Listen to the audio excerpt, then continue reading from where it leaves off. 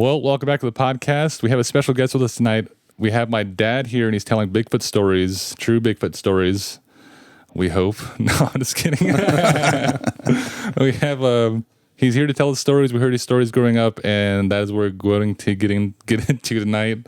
My name is Sidelinik. This is Marcus, and you're listening to Fallen Hour Radio.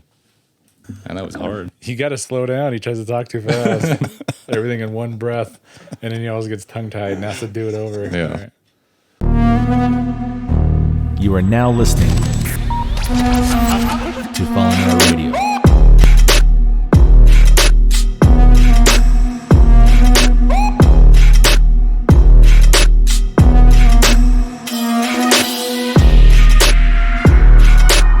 Ladies and gentlemen, welcome back to the podcast. My name is Sidelinik. This is Marcus, and you're listening to Fallen Hour Radio.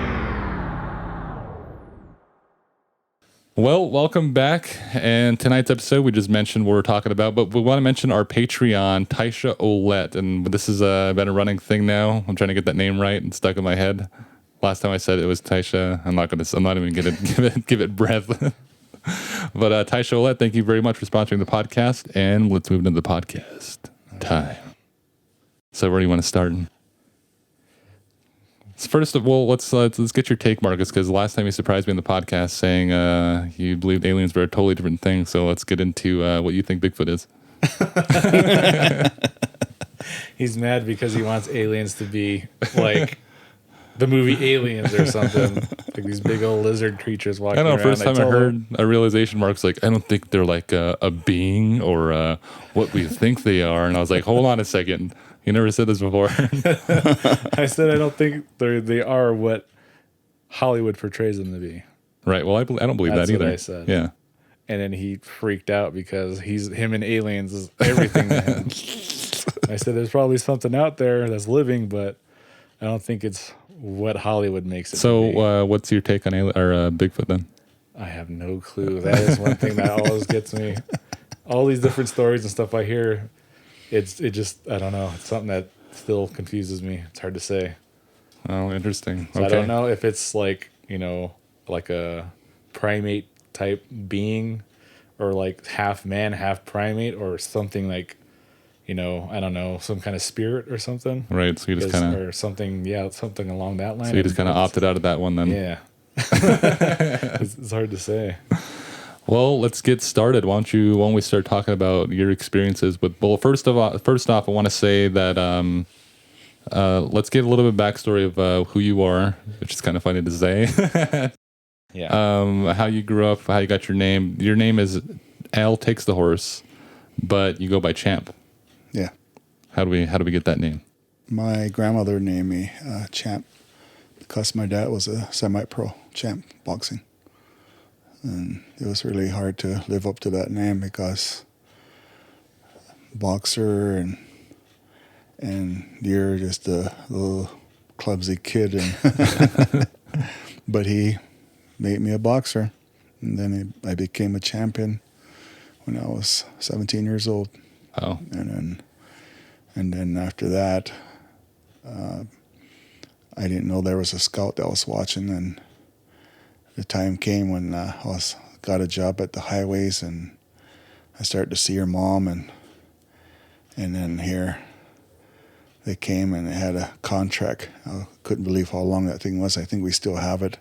Wow. And Dad, he says, this guy wants to talk to you, and he walked off, and then he started talking to me, and and I was looking at him, and he says, we've been watching you. He says, the fight, the people that are scouts out there, he said, they look for a certain style and punching power. He said, you have it. Some of these people are headhunters. You're not. You work on the body, break it down, and then you knock them out. And he says, that's people we look for. And he says, you have a heavy hit. Every punch you threw is heavy. He says, and we notice it's a power punch. Wow. And so you need to mold that, and that's what I do. He says, I go and find who, and we don't like headhunters. And he says, and he laid this contract out, and he says, the camp that if we do this right now, he says the camp they're going to be under is Thomas the Hitman Hearn's camp. He says you'll be trained under their supervision for 6 months straight without a fight. And then your promoter is Don King.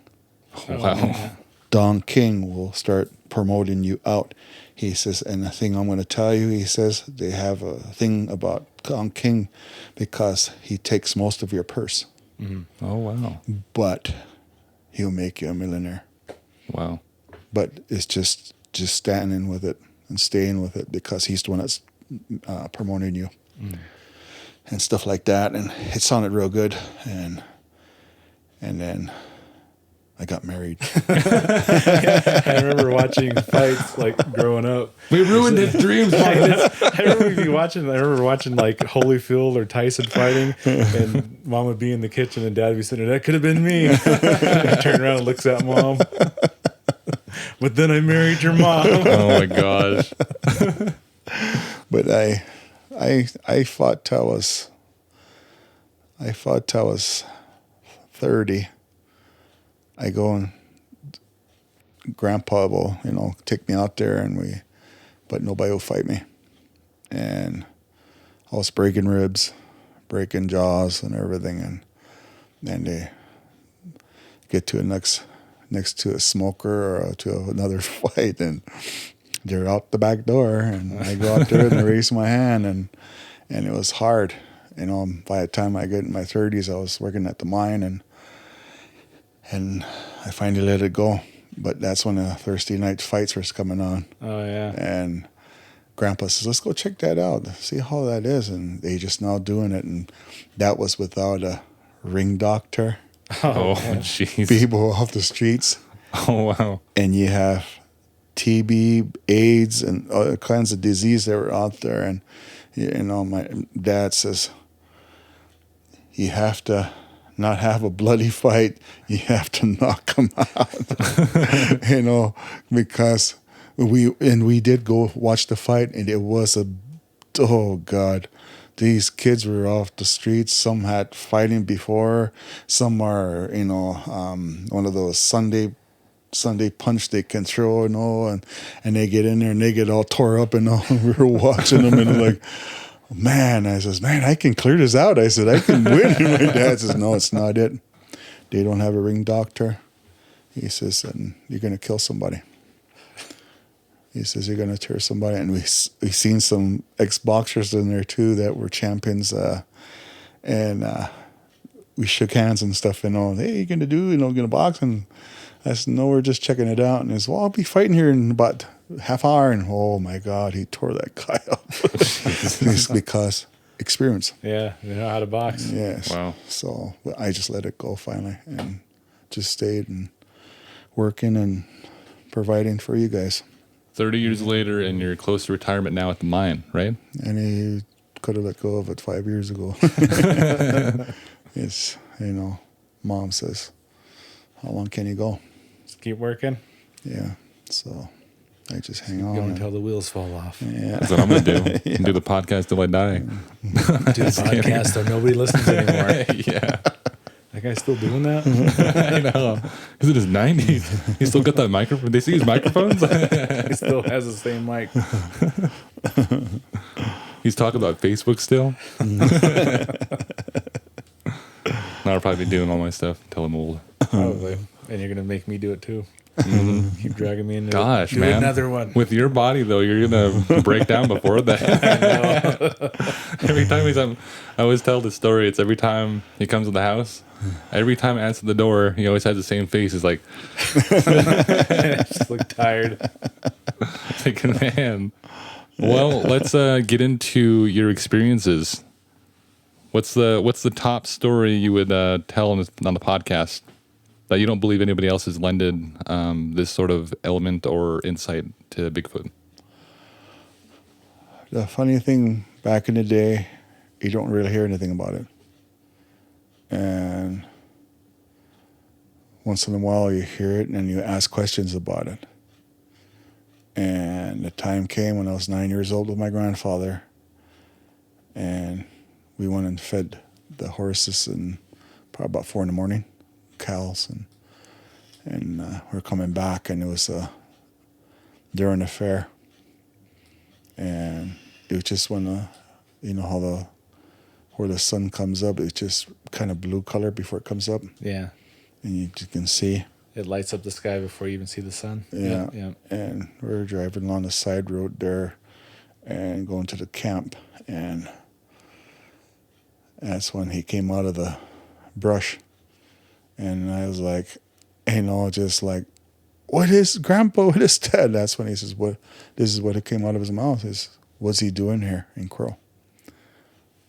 And he knew. He said it in Crow. He knew. And people that don't know, Crow is a language, a Native American language. Right. Yeah. So he said in this our language, and I mean, he knew about it, Yeah. and that thing was huge. He walked across, didn't look both ways, just walked across. Kind of wonder if we hit it, what would happen? He would tear the truck apart, or But he slammed the brakes, almost hit him. He went over and crossed the fence, and it was surprising, how we crossed. He was tall, but how he had to hold the fence down and stuff. Uh-huh. He just walked like it wasn't there.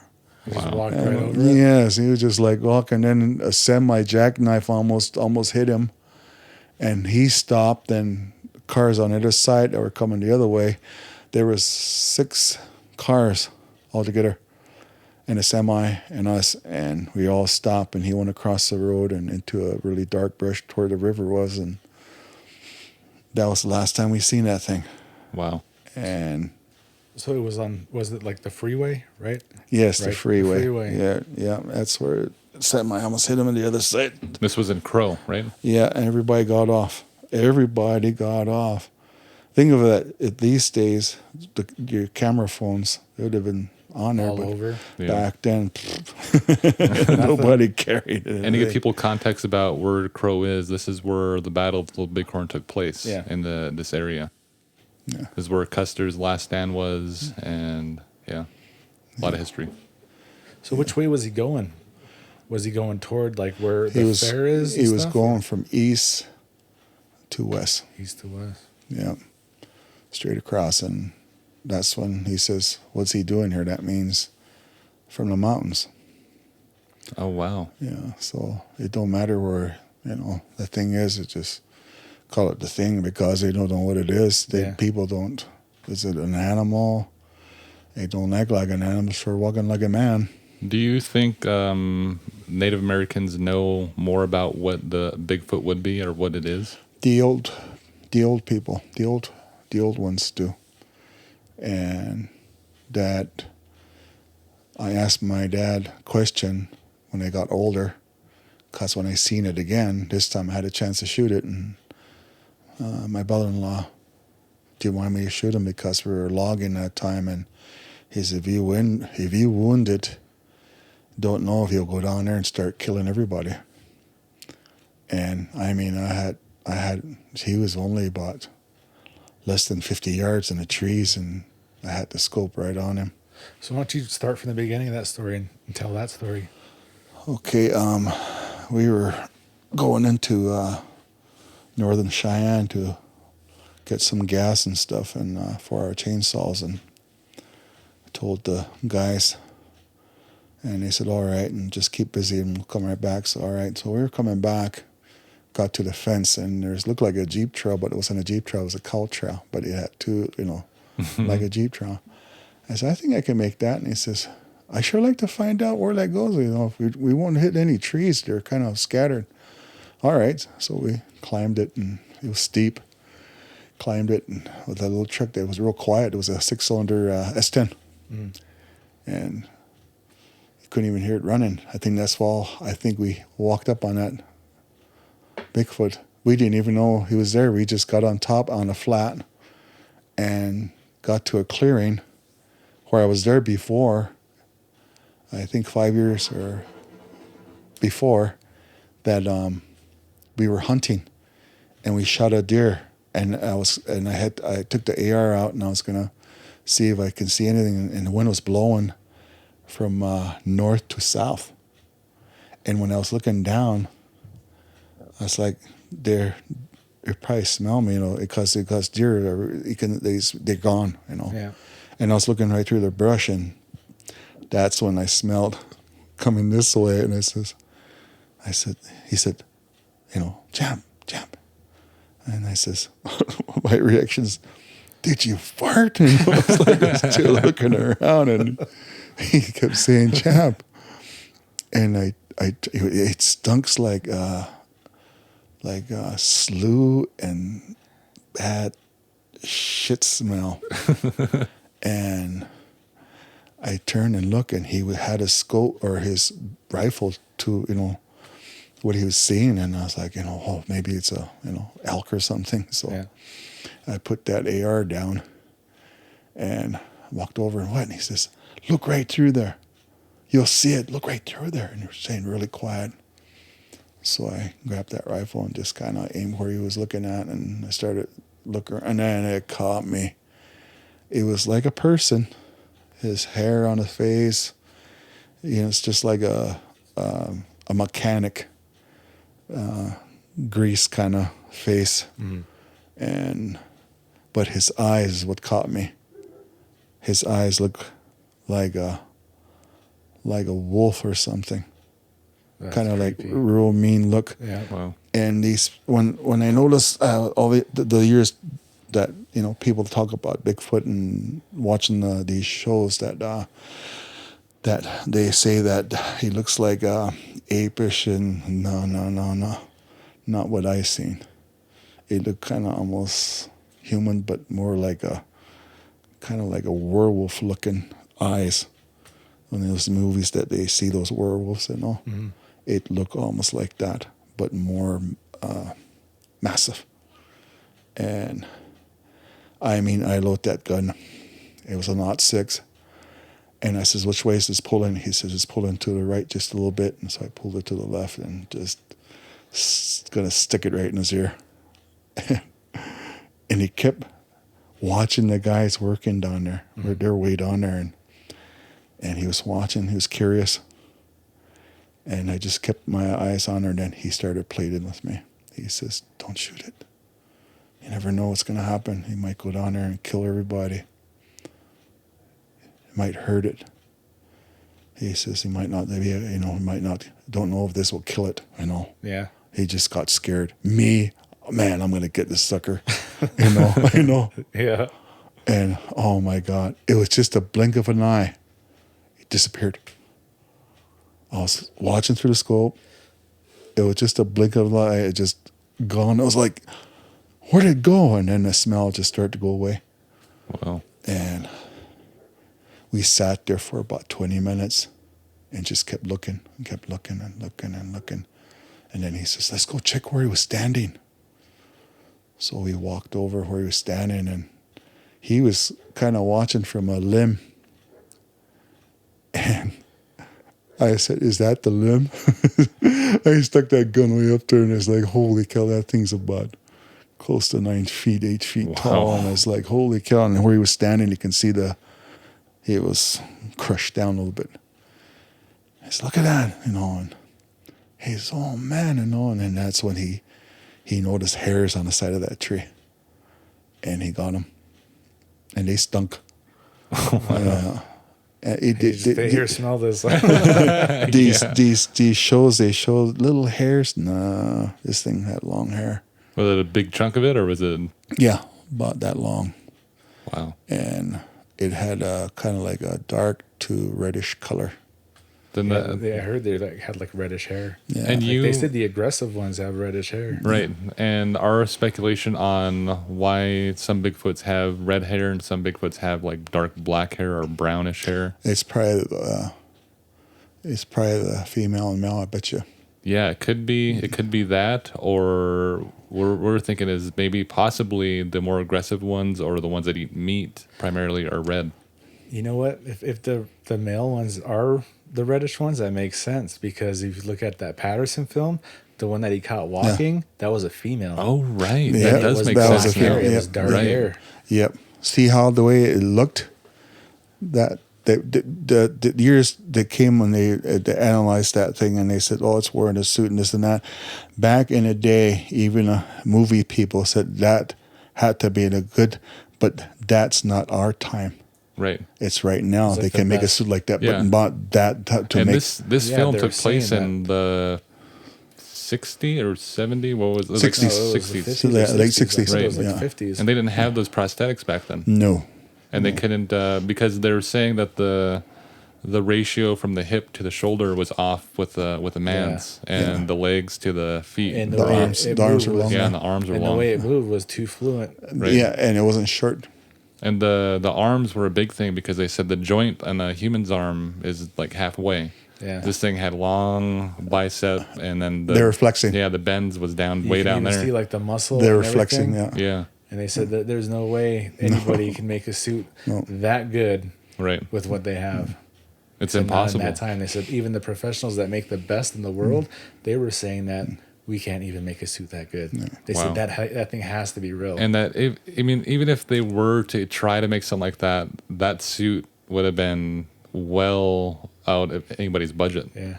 That would have been like some massive money someone's spending just to make a hoax. And this guy that recorded it's not someone who would who had the means to do something like that, right? Oh, it's kind of weird. He was a filmmaker though. Yes. He was a filmmaker. Yep. Yeah. But they thought that's how. But when see- they says there is no way to make a suit like Yeah, that. he caught it Right. by accident. Yeah. Right. And I think one of them was trying to go find it, and the other one didn't want to go. He's Yeah. like, I am not going in there. Yeah. But Yeah. if I sent him a video a while back, and it was actually stabilized. They stabilized the video, and it's in 4K, Right. and it's just so clear. It's that much more creepy, and you can see in the background, you can see a couple faces, like there's smaller ones in the back, and so that's probably what it was. It was probably they said it was a female, Right. And they said it had breasts Yeah, too. it did. Yeah. Yeah. Yeah. Yeah, It you- showed. So it does kind of make sense that the males would be like red and, And the probably females really are aggressive. Kind of dark like color. Yeah. darker colored. Yeah. Yeah, and they're saying those ones are aggressive. And like a lot of reports that I've heard and found of, them seeing these reddish colored, Bigfoot or Sasquatch or whatever you want to call them, they're finding elk and stuff in trees, way up in the trees. And no person, if you've ever had to drag an elk, you're not swinging that thing over a freaking Oh my god. tree branch that's like 10 feet up. I wonder what's their thing And they about doing always, that. always break their legs off. For some reason, they always break their legs off. Wow. It's just, I don't know, it's just weird, man. It's just how they What's are. why do they put them in Just trees? throw it up there and come get it for later, I guess. So nothing else can eat it? All right. Yeah, But so- bears can climb trees. Yeah, bears can. Yes, they seen- can. yeah. Yeah. Yeah, but they're not gonna gonna carry a a- shoulder and climb up Yeah, the they tree. can't do that. No. Because they usually bite theirs and they drag it. Yeah. Right. People think that I seen this video that says people think they can hide from bear in a tree. No There was way, a hunter and he had his with those chairs, those posts that he Yeah. had up there, and he was hunting, and he had a camera set up there, and he sees this bear coming, and he has his sights on. He's gonna shoot it, and then it just takes off of that tree, and you hear the all the way up. It gets to him, and he's in camouflage, and he's hiding like this, and that thing is creeping like this around. Doesn't see him, and then it goes right back down. And that guy's after he gets to the ground, he's like, No, like when I was a kid and we went on a field trip, man, I was young. And I still remember this. We went to this one place and we actually saw a bear in the tree. It was climbing a tree. It was a little bear and it was stuck up in the tree. right, there was one that climbed outside of our house. We used to live in Grandma's house. Remember that? Yeah. There was a bear up in the tree, Yeah. made inside of crow. So weird, man. Yeah. When they get hungry, they come from the mountains, and they'll start going through wild us by a tree line, and at night they'll come down and start going through the garbage cans. Yeah. Wow. Yeah. Yeah. I want to mention. Oh, go ahead. I get it. I mean, I get Uncle's logic, not wanting to shoot the thing because you don't know what that bullet's going to do to it. But at the same time, like, I wish he shot it, because if you just pissed it off, Yeah. you guys are in an S10, it could just roll that truck over. Yeah. And I mean, and people have this. There's so many speculation on Bigfoot, what he can be. People think that he could be an alien, like an alien figure. And Marcus always gets, is like, you stupid. He's going into aliens again. Like freaking beam down a Bigfoot. He just starts walking They around. think that he could be You either think Bigfoot's flying a ship? extraterrestrial. We heard the Cain and Abel, or the Cain and Bible story, Cain and Yeah. Abel. We heard that theory of where Cain, what was, go ahead, tell it theory. What that after Cain was punished, he was cursed to walk the earth, and somebody in the Bible actually met Cain face to face, and they said he was hairy, he was all full of hair, and so there's a theory that maybe Bigfoot is actually Cain. Right, and we So that's what people are saying. Maybe that's why you don't see him everywhere at the same time. You always see him here, then you see him way over there, and see him somewhere else. right, but we did talk to a minister, and who was very scholar-like with his readings. Yep. A man by the name of John Weatherly. Yeah. And we gave him this theory. We said, is it possible that this is Cain? Yeah. And he said, well, it's not possible, but it's not possible because the curse was broken later on in scripture. Yeah. And he made sure that we got that point. But he said it's Yeah. possible, and this is crazy coming from a preacher, Yeah. a minister of his stature who doesn't mess around with what he studies or preaches. And he says that it's possible that this can be Cain's descendants. So And- that right there, I was like, mind blown. Because I was like, yeah, I kind of thought the same thing. And when I heard him say that, I was like, yeah, like, even mom said the same thing. Right. Like, what could be his descendants. Right. Which is, I don't know. Have you heard that theory out there like that it can be Cain's descendants? I've only heard it like with people I talked to. When I Right. brought that theory up, and I told them that, Cain's curse is broken, and all of that, and they even kind of thought the same thing. Well, what if it's his descendants? Because once you Right. hit that point, your mind starts rolling, and you start thinking the same thing. Right. So Yeah. And it would kind of make sense that, people find Bigfoot society or they think they bury the dead, right? Yeah. Is that this is the reason why nobody finds bodies of Bigfoot? They start to find them now. Really? Where they're buried, right? Yes, I watched Discovery and channels and stuff, and I start to see that they're finding big people. It's even in the Bible. Right. Nephilim. Yeah. And that's when they said, why don't you find bones? It's because they're burying their own, and they find them not like a person buries Right. a person. They just dig the hole and they just bury them. And if they die, if their other ones die, they just bury them where they want to bury them. So when they dug up the ground up where these big tall skeletons are, and you can see they're not like side by side. They're kind of all Right. like all over the place. Yes, and they're huge. Kind of like in a hurry, do you think? Yeah. Bury their dead? Yeah. Well, what's weird is that's really human-like. Right. Like, what else out there does that? Yeah. Bury Buries their their own. own.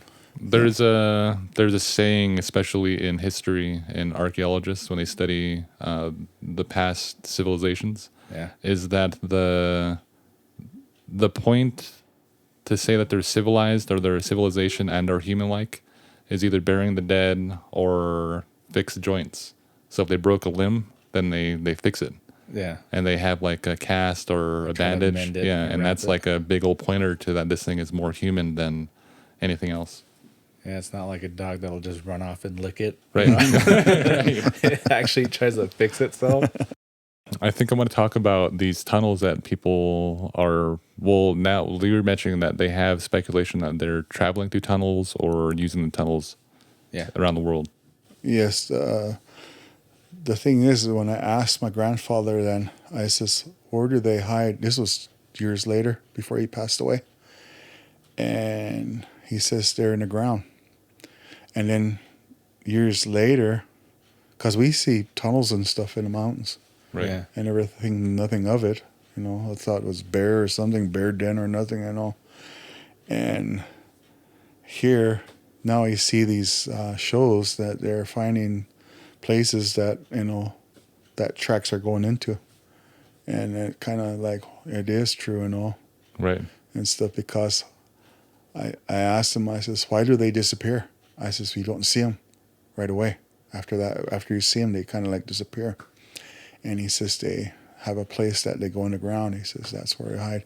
He says you might find one or you might right past one, you won't even know that hole exists there. Yeah, it in the ground. could be sitting there looking at you. And you walked right by it. Yeah, that's gross. It'd be a bad horror movie. It grabs your leg and drags you into one of those. It'd be a nightmare. And I want to mention that this podcast has been a long time coming. People have Yeah. been wanting us to do podcasts about Bigfoot for about 2 years now. Since the very first season, Right. they're like asking us constantly, do a Bigfoot one, Right. do a Bigfoot one. And I was like, well, we have all these stories that we've Right. heard growing up. And I was like, just waiting to do it. And Right. And we have all our own speculation, but we wanted to like wait it out and let all these other podcasts do their things about Bigfoot and then go in there and put ours in off season almost, or beginning of the Bigfoot summer season. So The thing is that when I watched their shows, and they're saying that they migrate, I was like, they're not elk. right. That's crazy. yeah. They just move along, and then they come to that spot. It's just like a mountain lion. It stays in how many miles is that? 10 mile or no, 50-mile radius. Well, And it stays in that spot all the time. It's kind of like that, kind of moves around, just kind of stay out of trouble and don't get shoot at and stuff. All the time that things happen like this, people got cameras but didn't have their guns on them. Yeah. right. And I had the chance. And I mean, I just wanted to shoot it so bad that, because I seen it before. Will it take a bullet? Yeah. No. Odd 6 is a pretty good gun that short distance. Especially in the ear. Right. Yeah. It would have just shot right through the head or knock it down. And then it would have been right there. Yeah. End of story. Then they are real. See, when growing up, you hardly hear that. And it's just that these older people know, but they feel embarrassed to talk about it. They talk about it among their relatives. That's it. But when I seen it, and I told you guys, Mom, and I told a couple of relatives, and they laughed at me. But that was with my grandfather. He was well respected on the res and anywhere else, Mm-hmm. And coming out of his mouth like that, it tells you. Yeah. He knows about it. And then when I asked my dad, he says this goes all out of the 600s.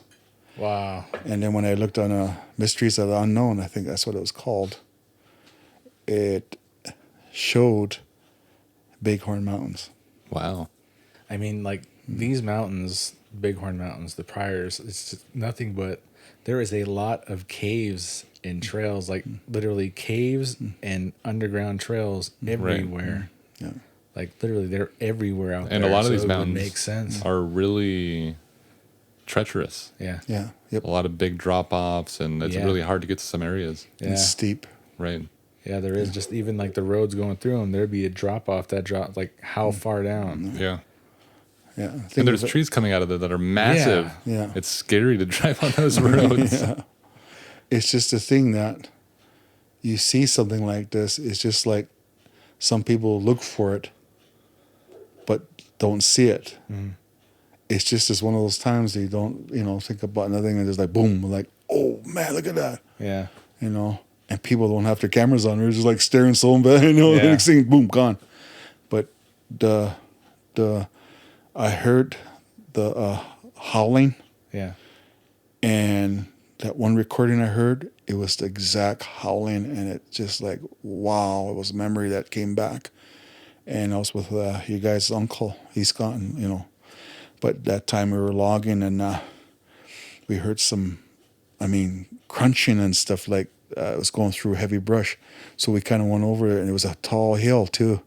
And we were messing around. We were taking a break, and I seen a gold metal kind of into the brush or on the grass there, and I kind of, what is that? And I went over there and I was going to kick it with my foot and didn't move, and here was a boundary.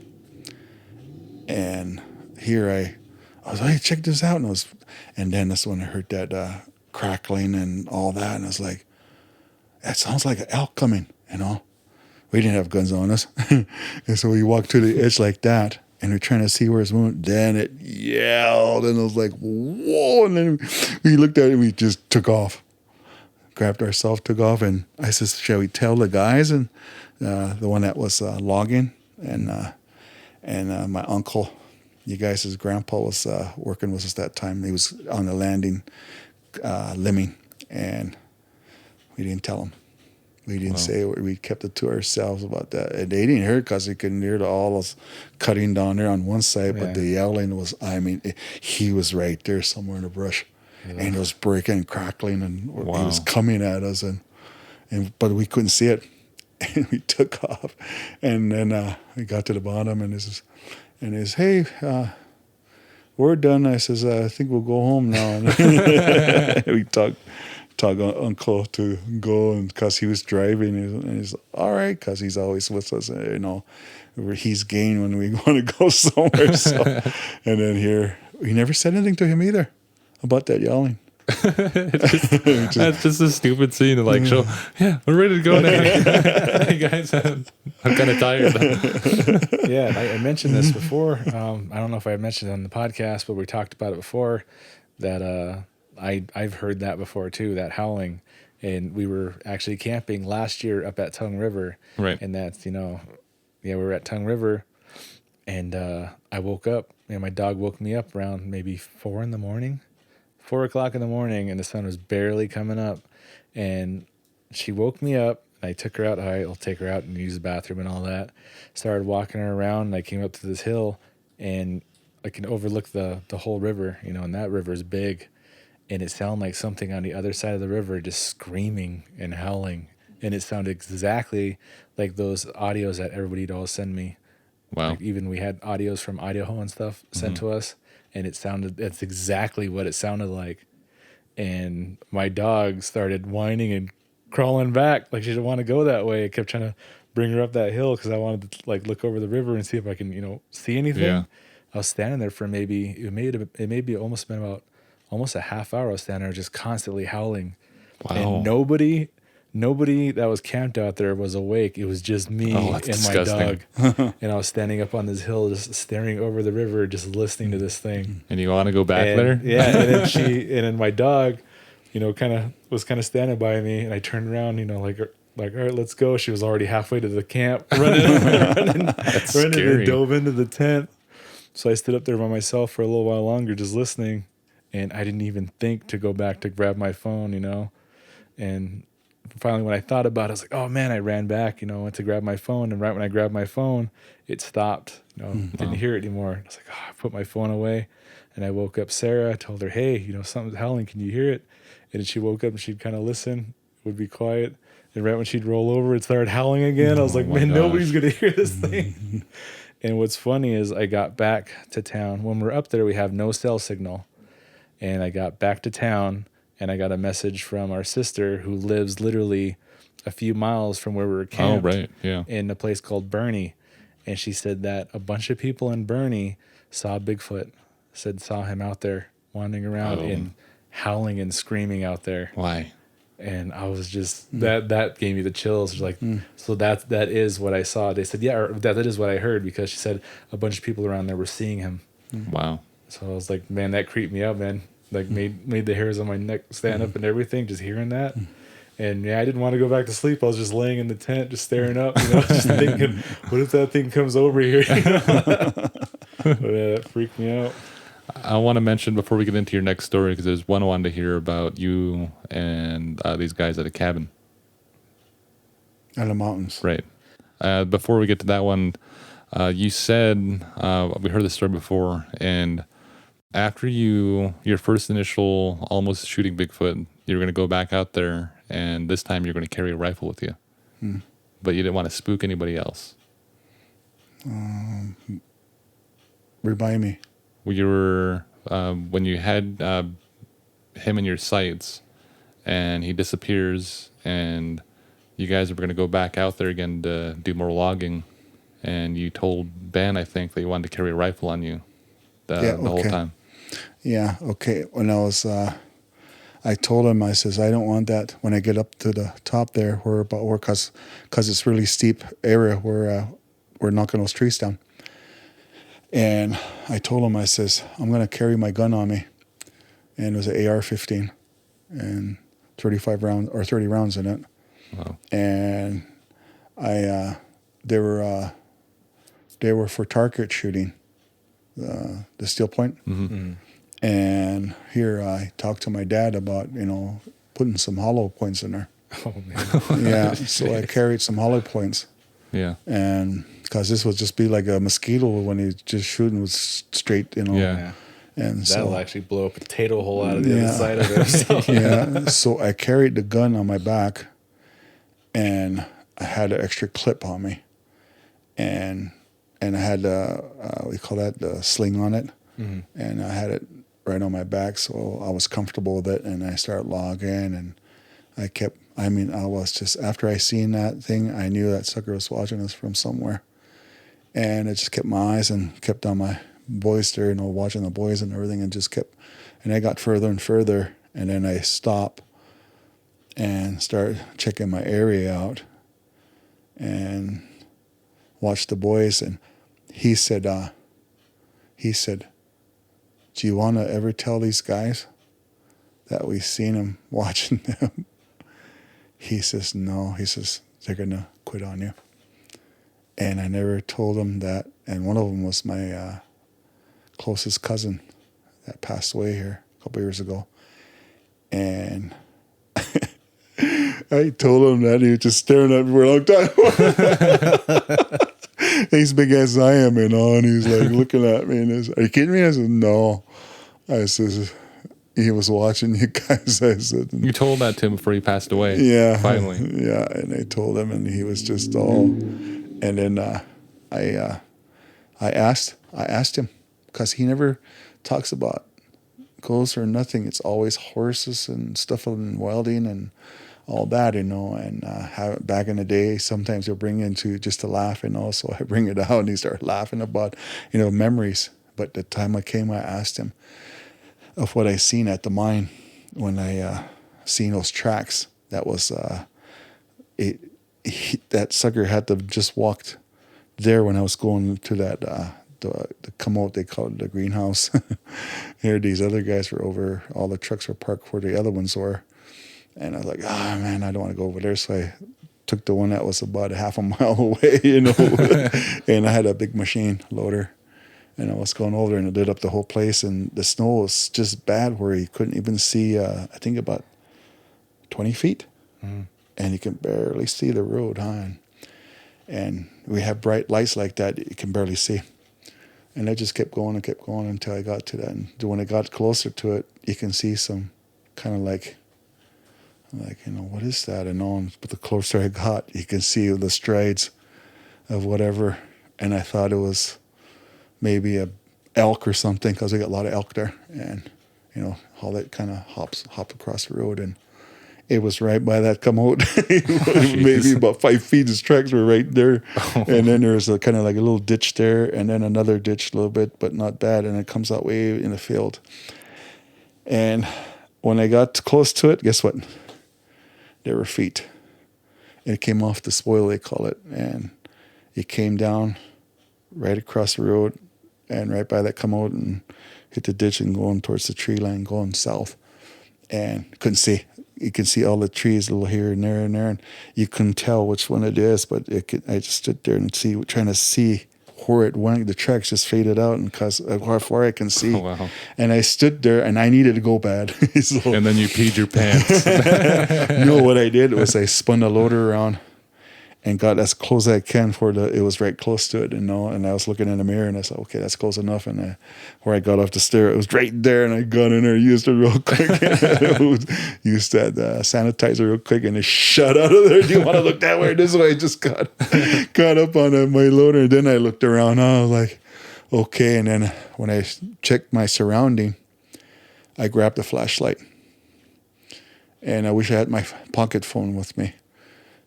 I kind of got on and I looked at the foot, and I put my feet right next to it, and it was, looked like 20s around there, his feet, And I was like, are these really feet or what?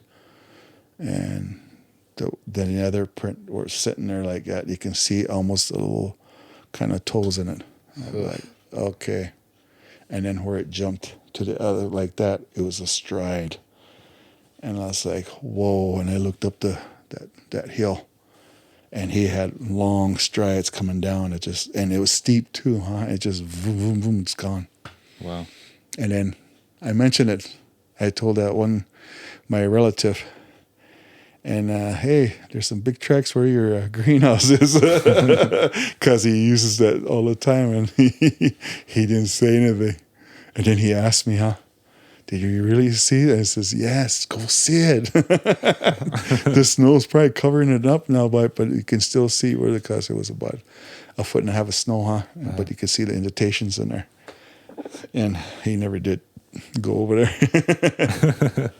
This morning, you caught what we think now had to have been, I mean, this is like a massive footprint that you caught on your phone. Yeah.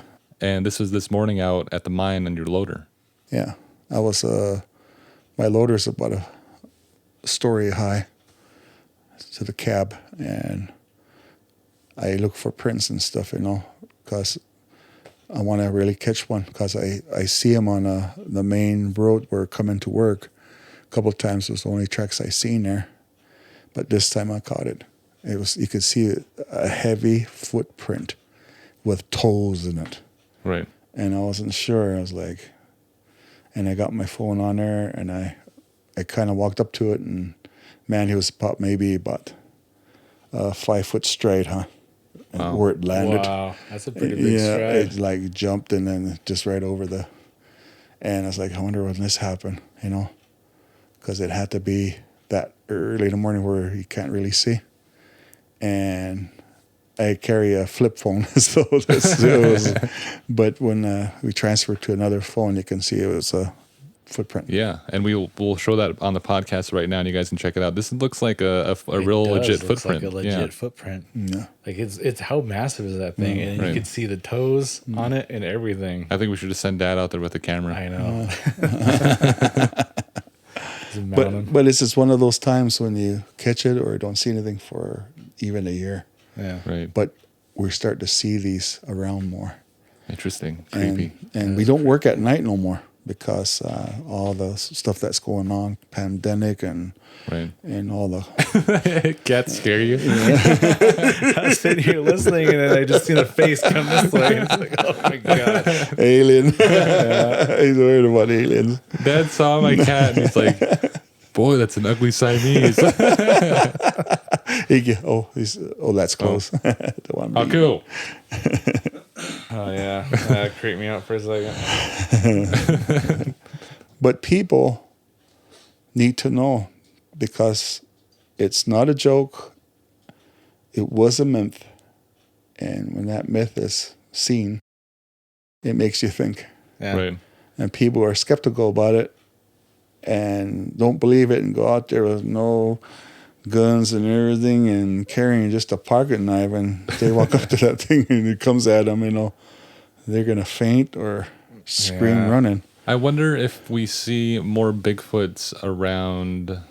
Bigfoots? Big feet. More biggins. More of these creatures out towards the reservations more than we see them in like natural landscape, regular landscape. Like I even heard some people saying that they're probably like somebody's medicine or something. Right. And we did a podcast a while back called Stick Indians, and there's stories back from where our mom's family's from and where we're enrolled now, and in Washington, and they have the Stick Indian down there. And we didn't know. We had no idea what these were described as, what they look like up until last Mom year. Mentioning them all the time. Bigfoot. Yeah, and they're like a Bigfoot creature. And the thing about the Stick Indian is they're a protector of an area or a family. Yeah. So if somebody has land there and they live there, they're basically the protector of that general area. Yeah. They stay out of sight though. Right, which kind of goes back like that thing you said a while back, is that this Bigfoot, whatever it was, in the Crow Reservation was the protector of a mountain. That's what they believed it was. That's what the old people, said. it's like a medicine, Right. and it's what they say. It says it's a strong medicine and nothing to mess with, and that's why the mountains are so quiet. Not, some of these non-natives come around, and stuff like that. It's a protector of the mountains. Wow. Yeah, I remember going to Idaho and speaking with someone down there, and she said that, they chased one. They tried to chase one and get a picture of it, and they were chasing it up a hill. It was five, 6 or 7 of them. I think I can't remember. I have to ask her again. I think I know who you're talking You about. know who I'm talking about. I think we should get her on the podcast if she's watching. Yeah, She knows who she is. We see your skylight. She ran chasing this thing up the hill, and she said this thing just stops dead in its tracks, and its head turned around like an owl and looked at him. Yeah. Body didn't move. The head spun around like Exorcist style, just spun around and looked at him like an owl. And the glare off the sun was red, made the eyes look like they were glowing red. So now that creeped me the hell out growing up, thinking about that, because I remember going down there and staying there with her. I always thought about it too when I was down there. It scared the hell out of me. Like thinking about that. I remember we'd go outside and stuff at nighttime, and I remember thinking about those. It was freaky, man. I get creeped out, but I remember driving down there with her. I actually drove down with her and a couple other ladies, and everybody else fell asleep but me and one other person. And she started asking me about that, like, what do you think about Bigfoot and stuff? And told her, I think there's something out there. Just kind of gave her yes, bland, because they're vague. afraid to open up, vague answer. Right. say to and then they don't want to be laughed at. Yeah. That's why he said it that way. Yeah. So kind of ask you just to see, kind of fill it out, Right. And then she started telling me a story that was just, man, that was like one of my favorite stories. She told me that her grandpa had a cabin, up in the mountains, and she said that there's this lake that's down at the bottom of this mountain, and she said that he had one of these big picture windows, and every morning he'd be standing in front of that window looking out, every morning watching the sun come up. She said she'd sleep in the living room. She'd roll over and see him standing there every morning. And finally, one morning, she woke up and asked him, why do you always look out the window every morning? And he said, well, come up here, I'll show you. So she climbed up and sat there. She said it might have been about 10 minutes. They're sitting down. She said, you see that water down there? It's like, yeah. She said, all right, keep watching. And then she saw it coming out of the trees, walking down all the way down to that lake.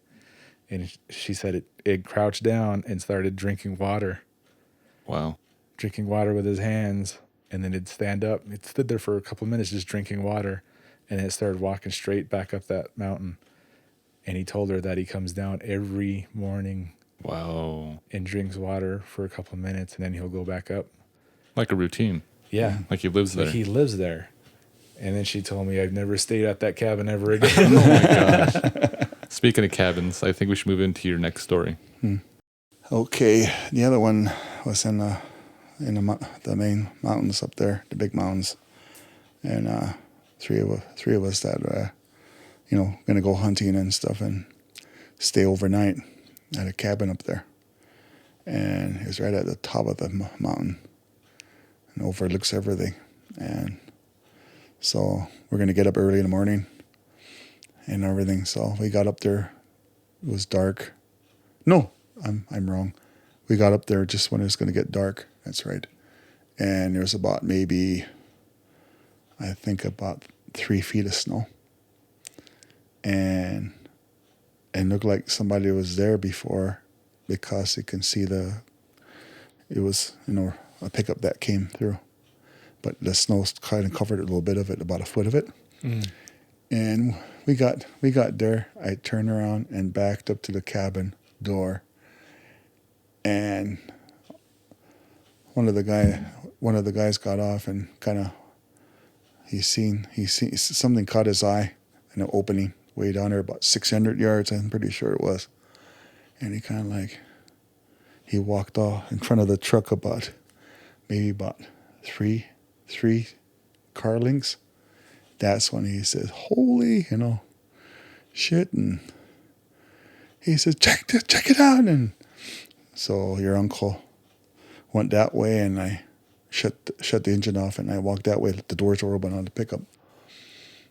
And started working, and he froze, and he looked at me and had a scary, face. And I walked, and I seen an elk, and it was a big bull, and he was backing up, and he charged whatever was charging. And further I got that way, I seen it. It was a Bigfoot, and he was charging a Bigfoot. And every time it charged him, he grabbed the horns. He grabbed the horns, and then it started like this. That elk was strong, and you can see him. He was struggling a little bit, and he was tall. And the elk, I think, stand about this tall. I think almost like a horse. Yeah, about like shoulder length. Yeah, Right. Or shoulder height. yeah, and he was tall. Wow. And he grabbed that, and he started struggling, and then he let go of it, and he backed up, and then the third time he came, he grabbed it and kind of like grabbed the nose, and just, you can hear it go, that was it. Ugh. And dropped. And that's when the other guy says, oh shit, and like that. And he looked up, and he started running. And you know how people run? Yeah. No, this kind of like and the snow was deep, and he was going through like it was nothing. Wow. Oh, God. And he was coming, and we were still froze. We had guns enough to shoot at it and shoot at it and shoot at it, and they froze. And I said, what are you going to do? And he says, let's get out of here. And oh my God, and we all ran to the truck, and by that time he was halfway. Oh, man. And we took off. I says, keep an eye on him because I got to watch the road and the ruts and all. Had to stay in the ruts. If you get out of the ruts, you're stuck. And we took off, and man, he's turning. He's following us. Oh my God. And I was like, oh man, I kept trying to see. And you can see him between the tree lines and stuff. And he was the road goes kind of like a U shape and goes on his side, and he's trying to cut us off. Yeah. Like he could see where you're going, and he was going to cut you off. Yes. Scary. And then I stood on that treater, and we were going pretty good and on. He said, don't lose it. And they're all freaking out and on. I came around that corner, and I didn't want to look. I just kept my eye on the road, and came off the mountain. And I think it was about 40 minutes, got to the bottom, and we were quiet all the way through. Not even a peep, nothing. Just didn't say nothing. And we got on the main road and the highway, and we went maybe about 10 miles. And I finally, one of them had to urinate, so we stopped, and he says, can you get off of me with a gun? I laughed, and he was serious. Oh my God. I can't watch my six while I take a piss. So I grabbed the rifle, and I got off, and I stood there while he was taking a leak on the other side. And I just kept just like, but it was still, the fear was with us. It turned aggressive. Wow. Yeah. It didn't just watch us or anything. And my mind is, shoot at it. Yeah. Let's get out of here. That's all I heard. When he, said that, and it scared, he was scared. And me and Ben been through this before. And then the next one, the story after that same guy, he went up to the mountains, I think a year later with some friends. Unloaded his truck, all the rifles and everything. And he said, the boys froze. And he said, what's going on? And he came out of the cabin and turned, and he said, that thing was standing right there Oh, God. by the cabin. And he said, that's all it took. Oh my God. He said, we ran. It's right. He said that we were backed up to the cabin because we unloaded, he said, rifles, everything. And they froze, and it's like, and we didn't say a word. He said, it just ran to the pickup, and they ran, and we jumped in. He said, we took off. And he just stood there. Whoa. He said, and started going, and he says, can you see him? And he said, no, it's too dark now, because it was at night. And he said, and you know, the story of that I didn't catch, but that story I caught where he talked about it too. You know, his, he's a friend, but to your guys' uncle. And when they came off the mountain, those guys went home. Mm-hmm. They didn't care about their guns. All their stuff they took up there. They took foods and everything. They were going to stay there weekend. And they got, it was in the fall because it was cool outside. And I was visiting your uncle, just taking a breeze on the door, just boom, boom, boom, boom, boom, boom, and on. It didn't stop. And it's like, holy cow. And he jumped over there and opened the door, and then I heard the voice, and I knew it was him. I need to talk to you outside. And he started freaking out. And I'm like, so they went outside, and then pretty soon he came in. He looked at me. And I looked at him. I says, what is it? If either one of our relatives got killed, or a friend, or something else. And it was that something else. He says, Champ, you want to go with us? I says, where? He said, up to the top. I looked at him. I says, why? Why did he freak out? I want to know. He says, that thing was waiting for him up there. He said he was right next to the cabin. And I was like, we already did this. Had a chance to shoot it. I says, you talked me out of it. I says, no. And I walked out. Wow. Yeah. I'd rather be seeing this thing during the day, not at night. You know? Yeah, it's that much freakier, yes. Especially because if you lose him out of your sight, you don't know where the hell he's gonna be. Right. Yeah. Just pop out of the darkness, just a hand. Yeah. Wow. And you were saying this is we mentioned this last time, but we didn't. The last podcast we did, we screwed it up and it's gone now. But, Cedel lost it. Don't say we. There's no we. There was a realization that our uncle still has that Bigfoot hair. Yes, he does. Yeah. And but when I ask him, when there's other people there, he says, how about that Bigfoot? And he says, what Bigfoot? oh my gosh. That would piss me off. Oh. I don't know if we'll ever get him to talk or. He says, what are you talking about? You know, I mean, he puts this stupid look on his face like he's like, what the hell are you talking about? You know, he does that to me every time. Oh my God, I just quit right there. But he had the strands. Well, because I want to go see them. I wanted to. I want to see if he's. I don't know if he'll be open to it or getting on the podcast. We sat there in the same house while they told these stories. Right. Even hearing them come from him.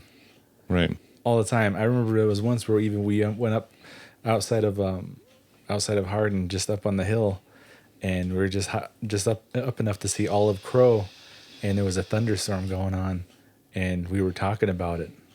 It was me, Calvin, Joey, and Uncle Ben. We were just sitting there talking about it, and he was telling us about it, telling us the stories.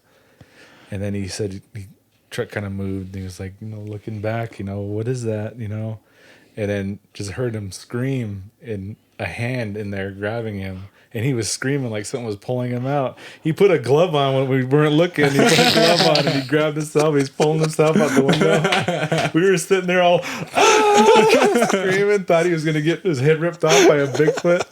He's sitting there dying laughing after he told us these stories just to get us creeped out. And oh man, I hated him for that. That's freaking funny. Oh, that scared the hell out of me. Yeah, but so I know, I've heard the stories come from him, right? And but I'm so I want to see this, I want to see what he has still. Because, I mean, after this podcast, we want to do more podcasts with Bigfoot, and then we have our dad come back and tell. We also have UFO stories and things of that nature that you had. The ones that really scared me were the ghost stories. Right, and the ghost stories. I think we got to do ghost stories next. 'Cause that's a big one for me. Yeah, I remember you used to help him clean the Crow School and stuff, and we'd go there. Me and Al would go there, and we'd stay in the gym and play basketball while they were cleaning. And I remember we'd see faces Right. and stuff, That's and it would gross. creep us the hell out. There- Or we'd even run around. Yeah, that one time I was working at the mine, and it was kind of once in a while I go peeking on their uncle, and the time came that I went and checked him out, and he said, "I got something to show you." And I was like, "No, what is it?" Let's go. And he grabbed his keys, a bunch of keys, and that's the school. Mm-hmm. And I was like, "All right, let's go." And he took off and got in his truck, and he drove because I was going to take my car. And he said, "No, we'll just take the truck." So we took off, and he didn't say a word.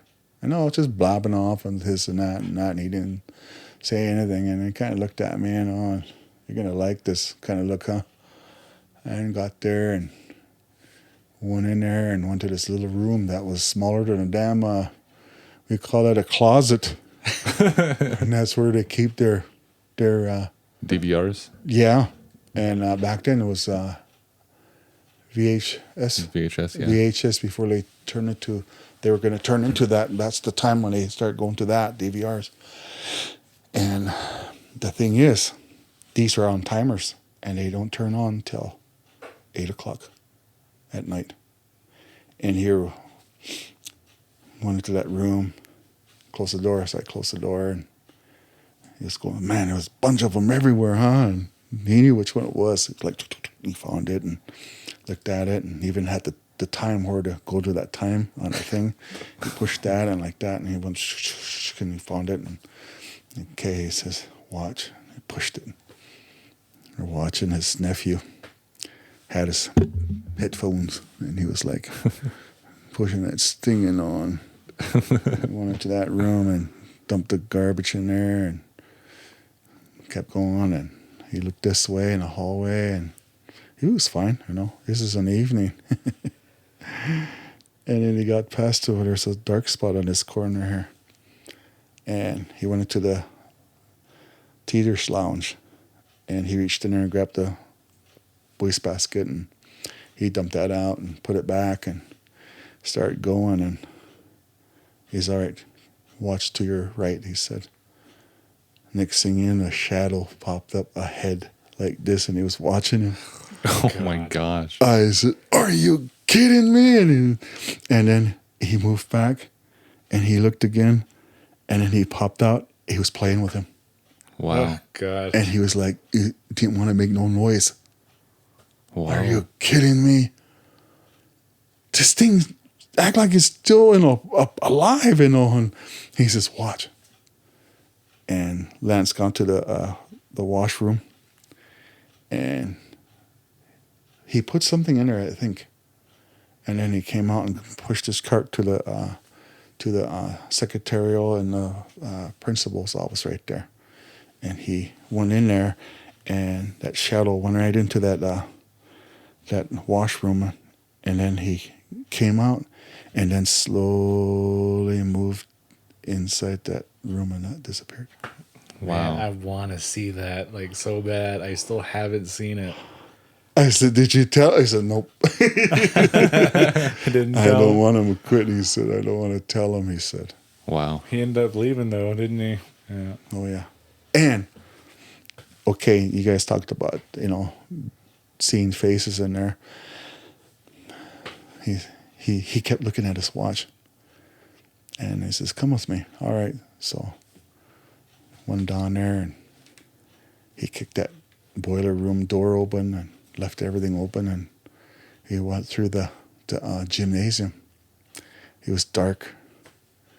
He went through there, and he went out to the hallway, and we walked all the way to the back to the boys' bathroom, and teacher's lounge, the new one was back there. Used to be where they keep the equipment. So they made a teacher's lounge there. Oh, I remember. Yeah, and a coffee pod. That the one where it had that brick wall that kind of went. No, yeah, it had it. No, it had was one like of those. about so high. It had a office divider. Yeah, divider. That's what it was. Yeah, and so he was unlocking that door. He opened the door, and he started reaching for a light. And here comes this Indian girl out. I said, "What'd you do? Lock some kids in here?" Huh? And this little Indian girl like looking at us and walked by. And he said, "Don't move, champ." And he's still looking for that light. And then here this color kid came out with a basketball. And he was just giving Ben the dirtiest look. Wow. And then he turned to me. And I was like, there's a color kid down here, you know? Yeah. It's cool. And then he went on the hallway and he stood there. This is a reservation school, so it's Yeah. mostly natives. And he stood there and just stared at us. And then he walked off and I was like, what the? And there was the furthest room that goes that way and the hallway was kind of ways. And I was only maybe 10 feet away from the opening. Just when he disappeared, I ran out. Guess what? Nothing. It was like, he turned and looked at me. He said, "It happens every night." Wow. Yeah, he said That's it the was getting worse. scary part, he said. Man, it's funny that you mentioned this kid.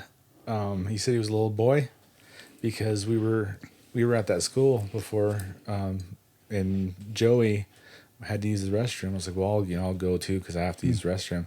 So he walked into the bathroom and I went into the stall, and then I heard Joey come out and he was washing his hands. And right when I opened the stall and I looked, he just stood there staring at the mirror with this look on his face, like his eyes were just wide open, and then the light shut off on us.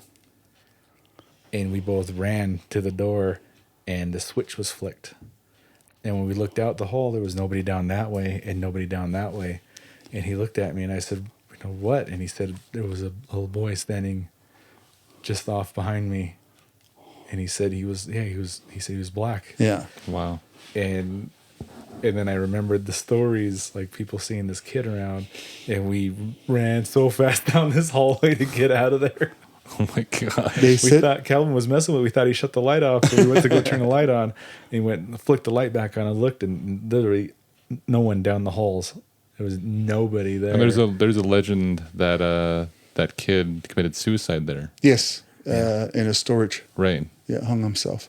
Yeah. And that's why they see this kid walking around there with a basketball, because he played basketball a lot then. Yeah, the funny thing about that is we came over there again. He kind of got uneasy of going down there by himself, so I started going over there with him. And the funny thing is, we got over there and he says, "Do you want to go shoot around for a while?" I said, "Sure." So we started shooting around. "Let me go check the boiler," and he took off.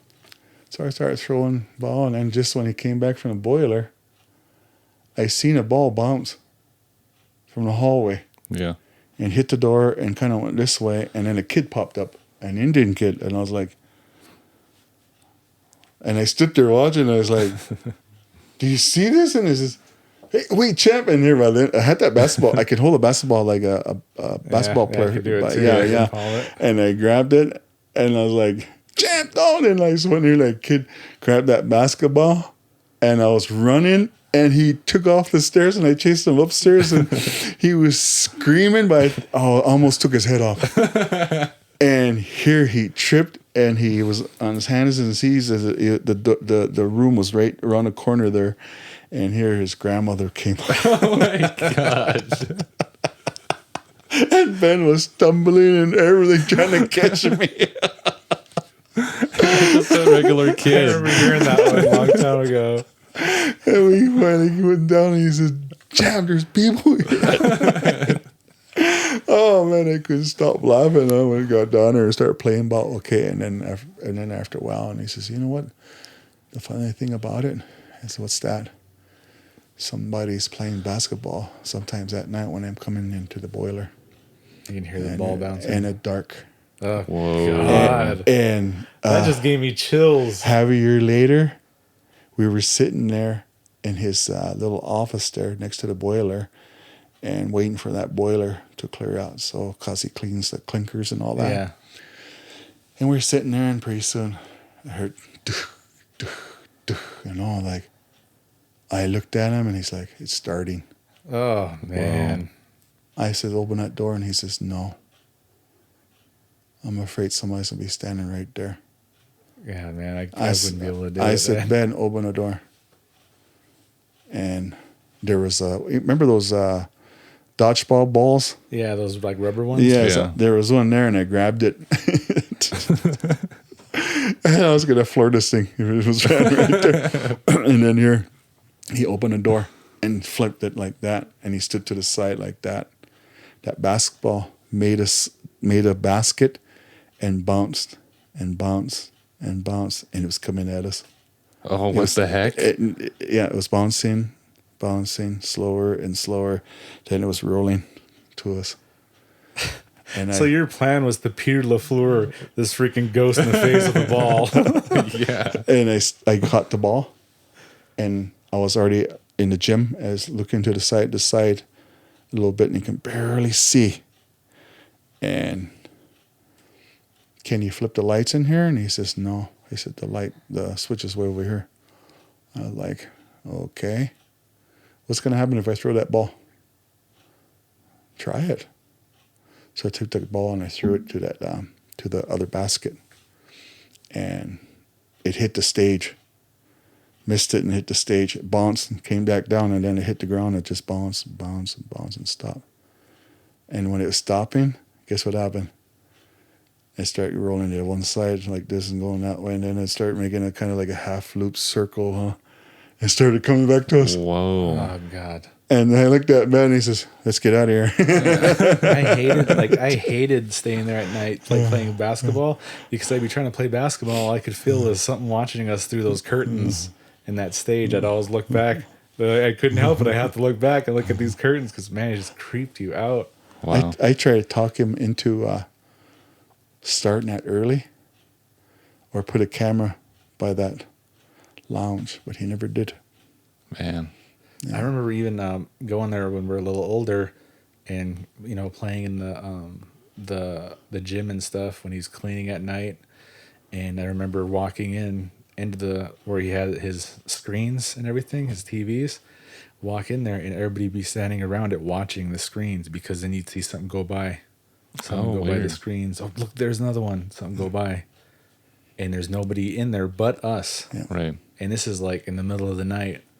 So it was just like a thing, just sit around the screen and watch. It's just Wow. creepy, man.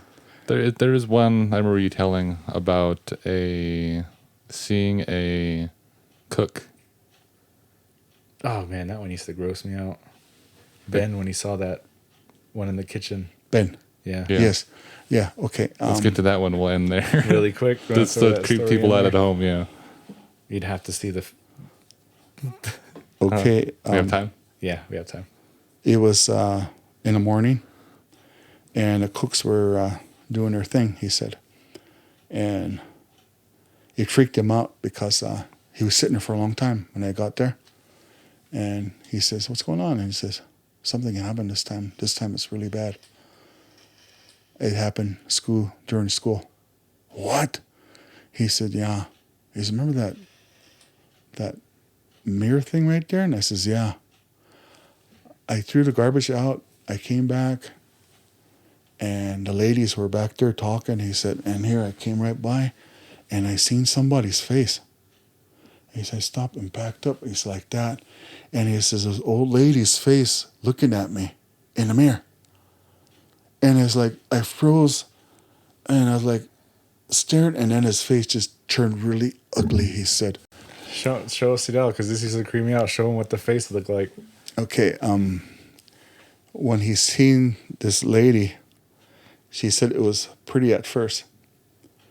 And then he said the face just it started changing really bad to it was so ugly. He said it freaked me out, he said, and then he said I took off. And he said I waited, and my mom, he said, she was still teaching there. I'm pretty sure she was. And he said, I want to talk with her. And he said, we had to he said, we talked with the family, and he said we had to feed the elders and pray. Mm-hmm. That's the tradition of Indian, Right. And and feed the elders. When you And- see something, right? yeah, and this old lady, he said, he kept describing it, and he said it was just, it's one of those movies, but worse. He said it sticks in his head. Wow. He sees it once he don't want to say it. He said he sees it, Wow. and he said I think he said he took that mirror down. I'm not sure. Yeah, didn't he close his eyes and just run out of there after he's seen it? Yes, he freaked. And he said it like opened his mouth like it was screaming, but nothing came out, like no noise. Yeah. Wow. Like and its mouth was like a little wider than Yeah, humanly possible, Wow. basically. yeah, he was all. Can you do the face? He's not gonna do it. I remember I was listening to this story, and then when he did the face, I was like, "Oh god!" I was there when he told it. picturing it, and I was like, I oh, think God. about it still. Dad's face. But that place has history. Yeah. It's an old school. And we've been trying to get into investigating there, but new management. That won't. Yeah, he doesn't. They didn't want us to do it. Yeah. And I was like, yeah, it was like, I get it, But what's funny is the person that's the principal there now, he actually caught something on camera at his house. Oh, interesting. And I heard the story from his sister. Can we need to get A in touch? phone call, and she told me the story. And it was just, it creeped me out because he saw something outside his house coming up to the cameras, and then up to the front or the door. And then it started making its way. And when it started making its way, the dog started barking at it. Whoa. And then it started going down the road. And that same night, Nova started growling and barking inside the house. Wow. And she never does that. He lives in Hardin. Ever. He lives by us. Whoa. And she started growling and barking toward the door. So she probably sensed it going by too. Wow. The same night. We got to get in touch with them and see if it's possible to get down there and Ugh, God, like hearing investigate. these stories, I'm Yeah. like, I just set the cameras up and wait outside. Yeah, it's just crazy. But because it'd be a big thing down this way if we were to go down there and investigate. Because that's a big thing around here. Yeah. Is that place is Everybody really haunted. Everybody knows about the Crow School, Yeah. about the hauntings. the thing was that when I got laid, I can reset this, can I? Yeah.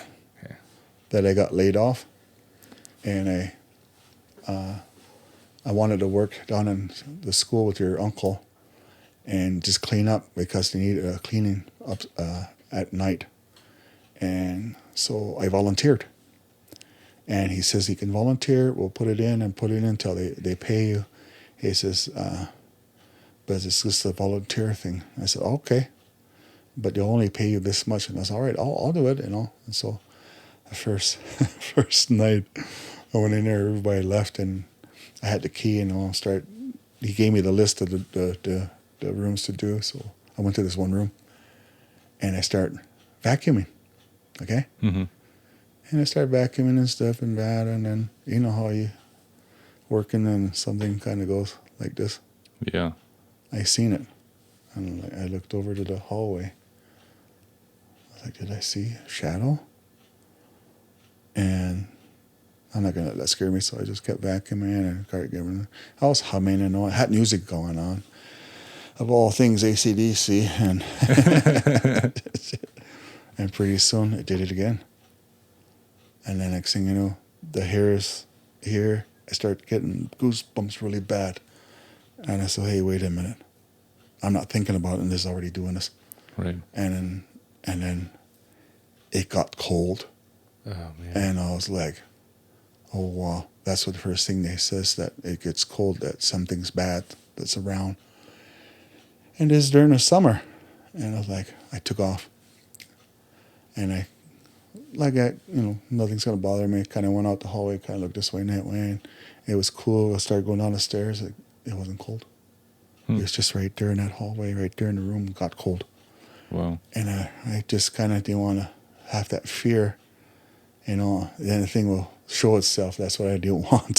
So I walked in. I had to go through the boiler way in the back. That's where the car was. I hated walking through there.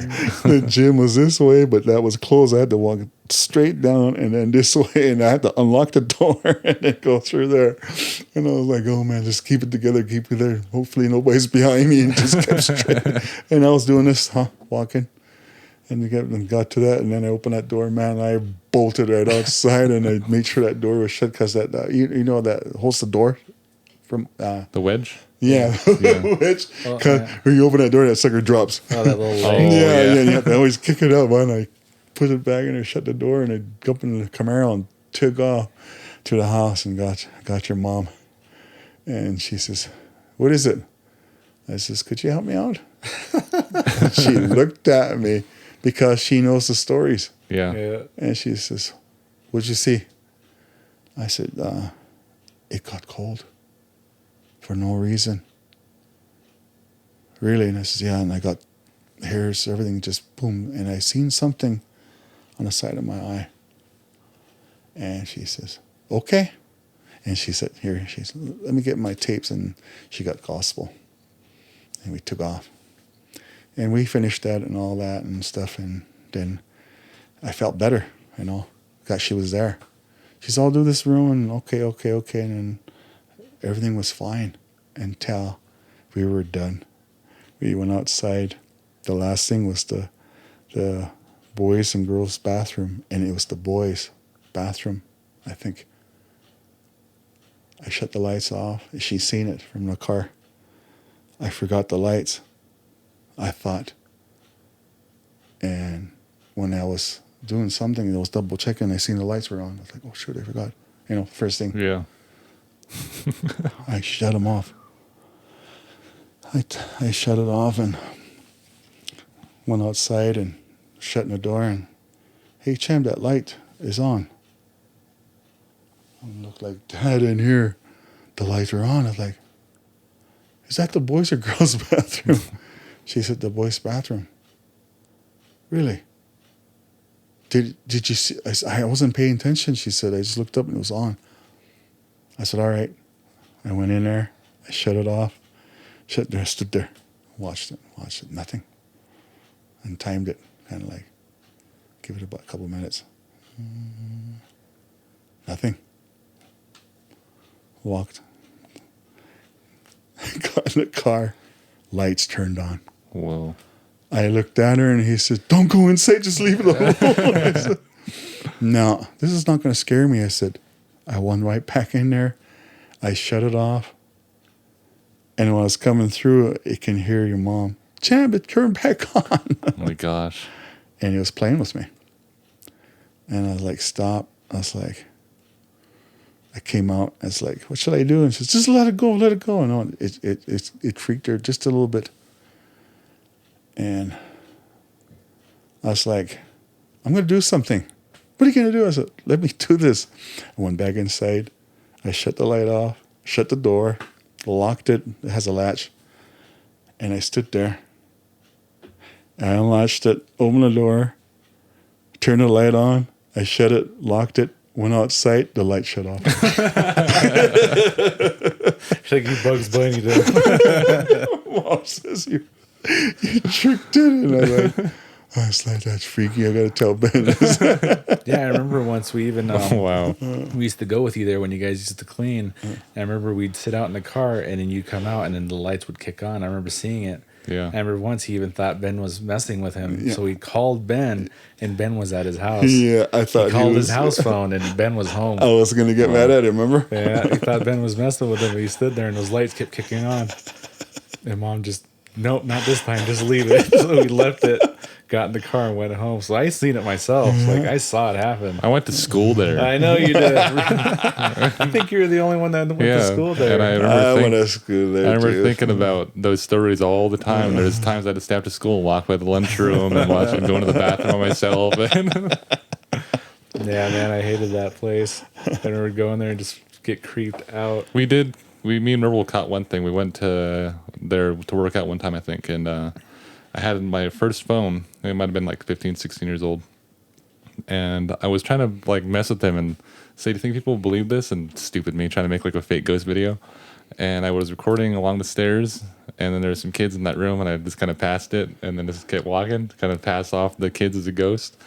And Merle was like, "What the heck is that?" And he's like, "Are you serious?" And I was like, I was just I messing. remember this. I was like, "I'm just messing around." I said, "Those are kids, actual kids." And he's like, "No." He said, "On the stairs." Yeah. And I said, "What?" And he said, "On the stairs." And he said, "Did you make that happen?" I was like, "What?" And I looked back on it, and on the stairs, when I passed by it, there was a red figure on the stairs. Yeah, I remember that. Yeah, It looked got like a woman in a dress almost, just standing there by the stairs by the rail, and it was kind of like coming down to me when I was passing it, and I freaked out. And that I was like, "Oh my gosh!" I actually did catch something, trying to make he was something trying stupid. to be dumb and act like he caught little kids on the camera like they were ghosts, and he actually caught something on the stairs. And I remember them even showing us like, no, we were trying to like be stupid and like act like these kids were ghosts. And when he turned, you could see something on the steps. I remember that. I remember seeing that. It was scary. Oh man, that's gross. Well, was that all we got for now? You got another one? I think, okay. The little Indian girl had a story to that one. Oh yeah. That I remember found this out years story, later. That little Indian girl was over at the Head Start. And you guys, Grandma, is the one I was talking about, that Indian girl. And when they described that Indian girl, it was the same Indian girl in the Head Start. And during the day. And they sometimes see her down a hallway at the Head Start. And here, towards when she was working there, before she left, she said, we found out who that girl was. She said they took a class picture, and she was real close with this one little girl. She was in the picture. She was in the picture, yeah. They caught her in the picture. And after they took the picture, and you know how they sent it with you, and she got it to the house, I guess, and here when the grandma was looking at it, and she just almost had a heart attack there. She says, "Oh my God, what am I doing in that picture?" Wow. It was her granddaughter she was standing by in the picture. The ghost was standing by her granddaughter, and the ghost was still alive. Wow. She was an old woman now, but it was like her spirit still was seen in those schools. I just got the chills. Now, how do you explain that? Yeah, that's what she couldn't explain either. And that ghost has been infamous in the school for years. Now- But it's not a mean ghost. It was a. And it's not only inside of the Crow School; it's inside of the Head Start as well. It's a kind. And these two girl. places are really close to each other. Yeah. Now, like, I've heard that story, and I was like, that's so weird. That's the weirdest thing, until Amy Allen had the same situation when she was investigating a house that a murder happened in. And the ghost that was in that house was someone that was in prison. Yeah. And he murdered the owner of that house. Oh, that's crazy. And she went to meet him, and she didn't meet him yet. And the guy she investigates with, the police dude, the investigator, he went and visited him in prison, and he had his picture brought to the place and at the end of the investigation. And she had him a sketch artist draw out the ghost she was seeing, but she said she knows he's not dead. He's here somewhere. And they revealed them together, and it's the same person. Oh man, everything perfectly. Yeah, so it was like he did something so bad, and he was like so like whatever it was, those emotions and everything, like almost like imprinted on that house, and it was still there, and he was in prison. Right. So like he left that there. What it was talk about that seemed that person is still alive is the thing happened with me with relatives that see me in a bar. Really? And they said they talked to me, and I just smiled. And he said, "You're being stuck up." They said, but I didn't say anything. They said I just smiled, and they said I was just moseying on. And when they came back from that in Billings, and they came across me, gassing up, here in Hardin right after work. And they came and he says, how'd you get down here so fast? You know, I was like, what? We didn't know they were driving that car. It's just that you were driving your Trans Am. Oh, that's weird. I was Wow. like, I just got off work. And their face was just like dumbfounded that. And that's a very recognizable Trans Am. Yeah, I Yeah. says, what's going on? He says, you were in a bar, your Trans Am was parked. And he said, hey, you know, he's here. You know, let's go catch him. And here they caught me, and it wasn't me. It was me, but I wasn't there. It was in your car. That's weird. Now that is like really weird because that car is like one of the most recognizable cars. Right. Like if anybody's ever seen was it Smokey and the Bandit, is that same exact car with the Firebird on it and everything. Yeah. And this one was black too. Yeah. Yeah, but they just totally freaked when they see me Now that gassing is up a weird one. in my pickup, my little pickup. And they were like, you know, all dumbfounded. Now that's a strange Wow. one. That is a strange one. Yeah. And this car, I think you remember you mentioning it when I was a kid. You guys called it the ghost car or something. And this car would take off on its own when you were driving it. Yeah, that was the Wildcat. And Oh yeah, okay. that car was the guy was wealthy, but the car that was from, I think it was from Huntley junkyard, and a person took that car and put money into it, and they kept the receipts from day one Wow. from the junkyard. Yeah. Okay, so he says, here's all the receipts. When I was talking to your uncle's sister, and he's making a trade with it, me. So I wanted that Wildcat, same age as me, I remember that. Yeah. same age as me. You know, I remember when you And- got it. I remember the seats are always sticky and my trunks and couldn't wear not a shirt in there. Because the leather. Yeah, I always had to wear a shirt and pants in there. And they said it had a history of the car. It had a police report in a cubbyhole, and I seen it, and it said the car drove itself out of gear, out of the parking lot.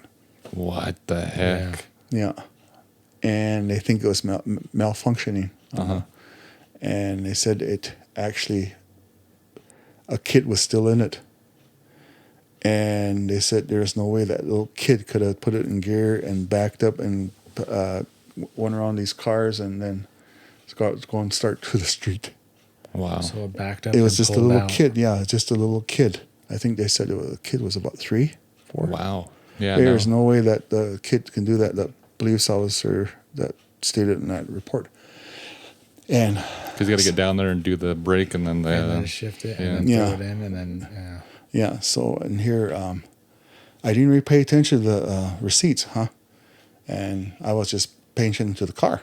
And then when I was going through the cubbyhole that one day, I took everything out, and I was like, wow, and then the thing happened to us. He was at the house. Car was parked there for maybe a couple of weeks. Yeah. Never touched it. And then they said the engine started up, I think. Mm-hmm. The engine started up, it revved up, and it shut off. And then I think it was your mom that told me that something, the engine started up and it revved up and it shut off. I was like, what? He's, yeah, your car's We used to call that car Christina. Yeah. possessed. And what happened? He said the lights wouldn't shut off, and finally got it to shut off. The doors were locked, but the motor started up. I'm like, what? And I checked everything on it. When I had time, I checked all the wiring and stuff, and just to be safe, I took the battery posts off. Okay. Next thing you knew, when I came home, the car was parked way over there. What the heck? I was like, what's going on here? Someone over there and popped the hood. The battery was still unhooked. What the heck? The car moved. That's freaking weird. So what I did is park it down a hill, and if it slips, it'll make a tuk tuk tuk tuk tuk tuk. That sucker was in gear and everything. I was like, there's nothing wrong with the gear. So I took it to the shop up here in Hardin that I go through, and they went through it, and he says there's nothing wrong with it. He said, your gear locks really good.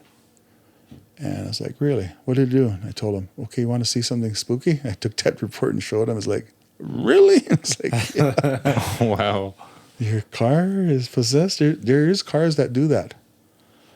They're attached. He says, where was your car from? I says, I think it was Huntley. I'm not sure.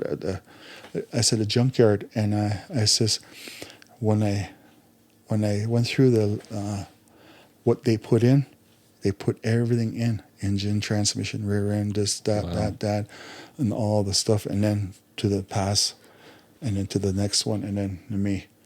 And they put 12,000 into that car. Wow. Of parts that are from not brand new, from junkyards and stuff. And It was a nice car. It was a nice It had a car. roll cage inside. Man, I love that car. I hit my head on the roll cage all the time. Like, dunk. That chrome. that's Are the chrome bars that are inside? What are those? no, you're Thinking talking of the other car. You're, Am I? you're talking about 75 Cutlass. Yeah. It had the silver. You're I thought it was a thinking of It had Wildcat. the roll bar in it. Yeah, you're thinking of the other one. Oh, interesting. This is the red one that had like the. Yeah, I remember the that. fins and Yeah, I remember the kinda come Wildcat. up and- Yeah. that was that. And they had like the cream colored seats and stuff. Wow. Yeah. Oh yeah, I remember that car. Oh, Mom said the same thing too. She said the seat would be up, or the seat will be all the way back. Wow, weird. Yeah, By everything by itself. yeah. Nobody in there moving it. It would just sit there, level ground, and things would happen. I wonder where this car is now.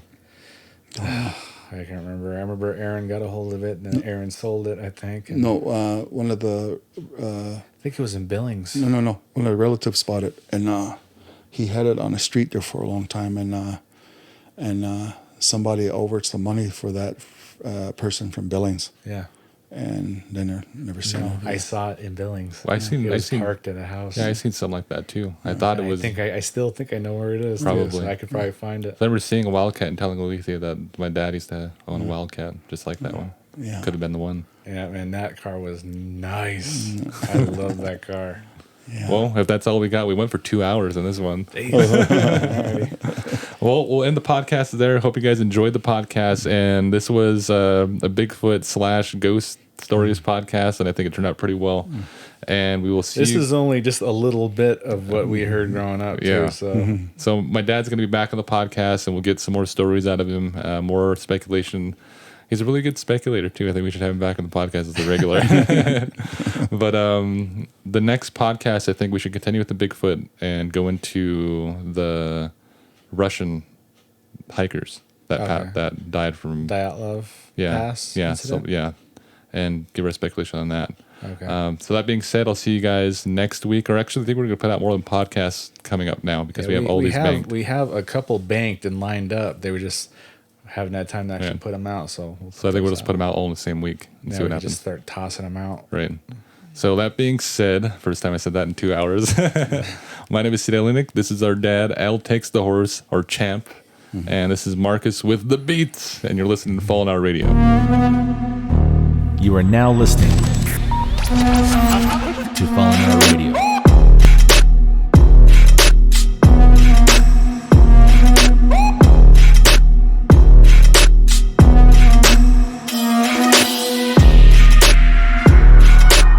Ladies and gentlemen, welcome back to the podcast. My name is Sid Elinik. This is Marcus, and you're listening to Fallen Hour Radio.